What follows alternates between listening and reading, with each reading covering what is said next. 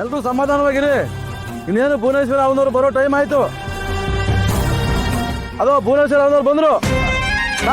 ಬಾಕ್ಯ ಎಲ್ಲ ದರಿಬಿಡಿ ಭುವನೇಶ್ವರಿ ಅವ್ರಿಗೆ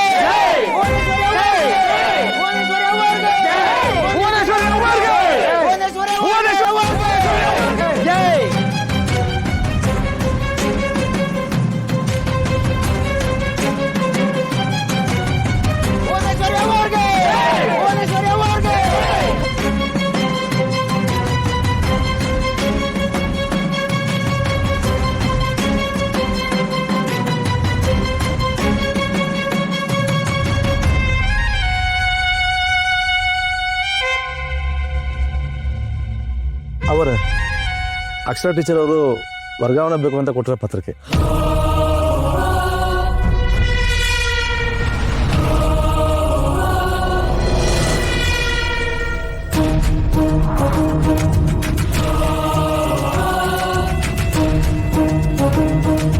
ಒಸಿ ಸಮಾಧಾನ ಮಾಡ್ಕೊಳ್ಳೋಣ.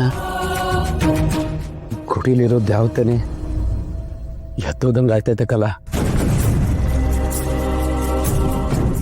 ನಮ್ಮ ಸ್ಕೂಲ್ ಬಿಟ್ಟು ಹೋಗ್ತಾ ಇರೋ ಅಕ್ಷರ ಟೀಚರ್ ಬಗ್ಗೆ ಒಂದೆರಡು ಮಾತಾಡಬೇಕು ಅಂತ ಅವನವ್ರನ್ನ ಕೇಳ್ಕೊತಾ ಇದ್ದೀನಿ. ಅಲ್ಲೇ ಇರಲಿ, ನಾನೇ ಬರ್ತೀನಿ.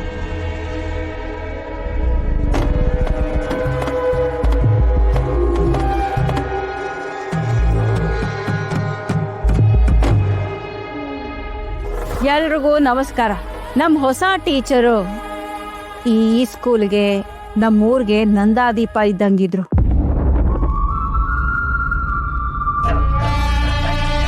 ಆದ್ರೆ ಈ ದೀಪ ಈಟ್ ಬೇರ್ನೆ ಆರೋಯ್ತದೆ ಅಂತ ನಾನು ಅಂದ್ಕೊಂಡಿರ್ಲಿಲ್ಲ.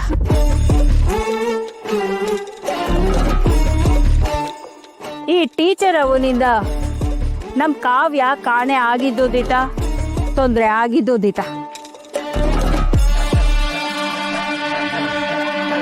ಆದ್ರೂ ಈ ಒಮ್ಮನಿಂದ ನಮ್ಗೆ ಒಳ್ಳೇದೇ ಆಗದೆ. ಓದು ಅಂದ್ರೆ ಓ ಅಂತ ಅಳ್ತಾ ಇದ್ದಿದ್ ನಮ್ಮೂರ ಐಕ್ಳು ಈಗ ಓದು ಅಂದ್ರೆ ಇಷ್ಟ ಪಡಂಗಾಗವ್ರೆ.